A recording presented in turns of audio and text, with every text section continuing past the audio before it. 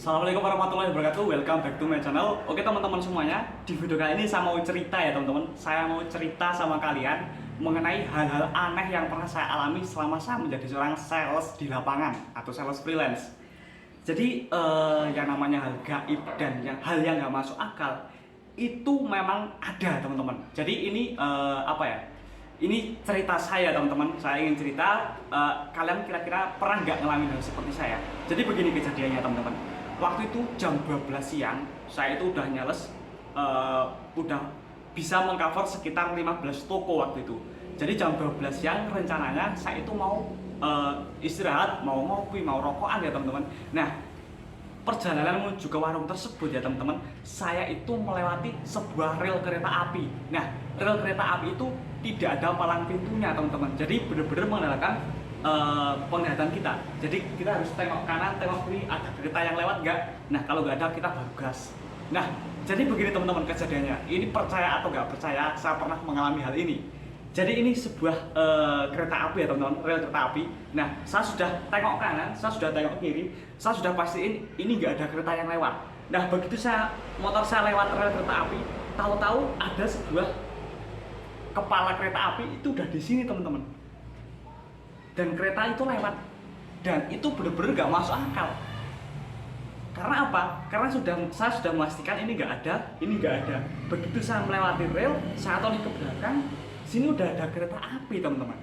Harusnya kalau misalnya di logika ya teman-teman, kita berpikir pakai logika, itu saya sudah tertabrak sama kereta api tersebut.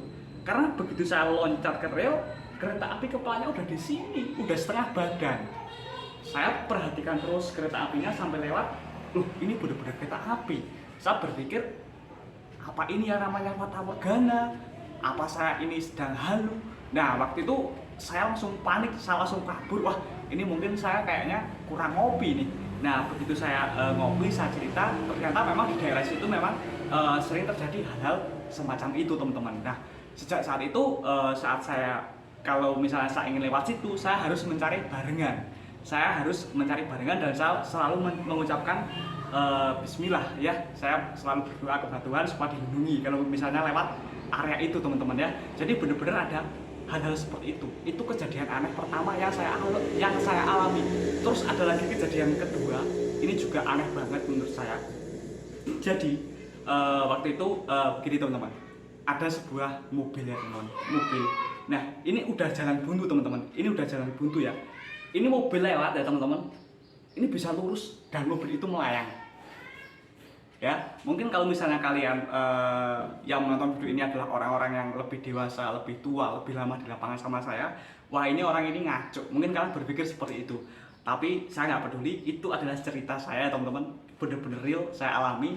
Jadi dua kejadian itu yang sampai saat ini saya juga nggak paham kenapa saya bisa mengalami hal-hal kejadian seperti itu. Ya mungkin bisa jadi karena saya kelelahan, dan yang kedua karena bisa jadi juga tempat itu memang istilahnya itu ada penunggunya ya teman-teman. Jadi usahakan kalau misalnya kalian itu nyales di lapangan, kalau capek jangan dipaksain, kalian istirahat dulu. Kalian ngopi-ngopi dulu, rokokan dulu, atau apapun itu ya, istirahat, jangan dipaksakan ya. Karena kalau misalnya kita itu udah capek, kita paksain diri kita, ya yang terjadi kayak gitu, kita akan banyak mengalami hal-hal yang nggak masuk akal. Itu yang kedua ya teman-teman. Terus yang ketiga nih, saya juga pernah mengalami hal-hal aneh lagi. Jadi gini, saya waktu itu waktu ikut distributor ya teman-teman, itu kan setiap beberapa bulan ada rollingan area ya. Biasanya mengcover kecamatan A, disuruh cover kecamatan B misalnya. Saya kan belum paham area waktu itu ya. Nah, begitu saya masuk ke sebuah gang, lurus terus, jalan buntu. Saya lurus ke kanan, belok ke kanan. Loh, tembusannya kuburan. Nah, saya kepengen balik ke jalan yang tadi saya lalui. Tapi tembusannya juga kuburan. Padahal itu harusnya tembusnya itu jalan raya, teman-teman. Karena saya benar-benar ingat, loh, ini kan saya tinggal balik. Kenapa itu kuburan? Kayak gitu, teman-teman. Jadi, itu benar-benar saya alami. Nah, jalan keluarnya gimana jalan keluarnya? Nah, waktu itu gini, saya melihat sebuah rumah ya teman-teman, yang sebelumnya itu saya nggak lihat rumah tersebut ya, tapi saya datengin, saya bilang salam, saya ucapkan salam, saya sopan sama waktu itu ada kakek-kakek sama anak. anaknya atau cucunya saya kurang paham, ya jadi saya bertanya, Pak ini jalan keluar dari sini mana?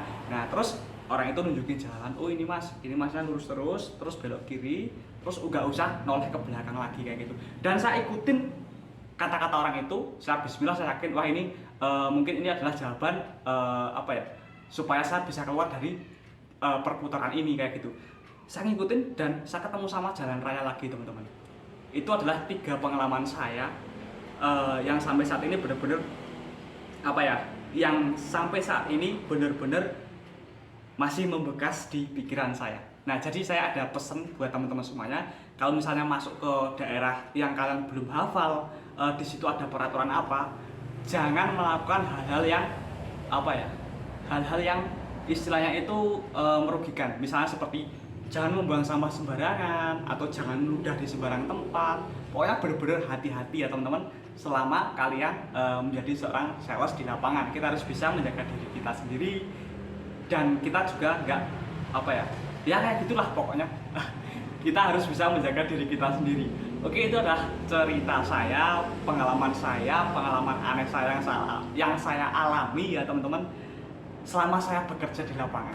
Kalau misalnya kamu punya cerita, kamu seorang sales, kamu punya cerita, silakan kamu bisa posting cerita kamu di feed Instagram pakai hashtag salesmagic dan hashtag rajanya jualan.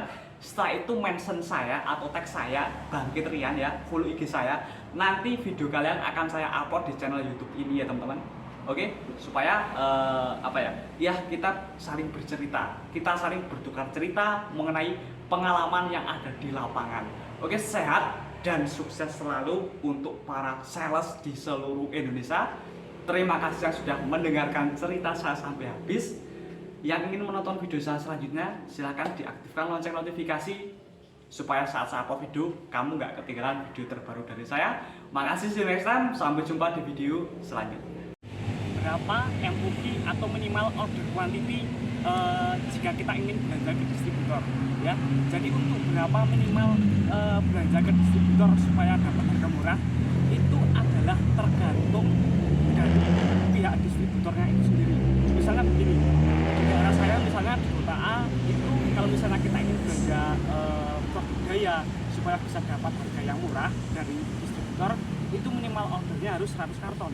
Bisa jadi di kota B, walaupun distributornya sama-sama Wingswood ya, bisa jadi MOQ di sana bisa lebih banyak, bisa lebih sedikit. Jadi yang mempengaruhi MOQ itu ada beberapa faktor. Yang pertama adalah promo yang sedang berlangsung. Yang kedua adalah keputusan dari pihak SPV atau depo distributor tersebut. Oke, jadi MOQ distributor itu berbeda-beda setiap kotanya.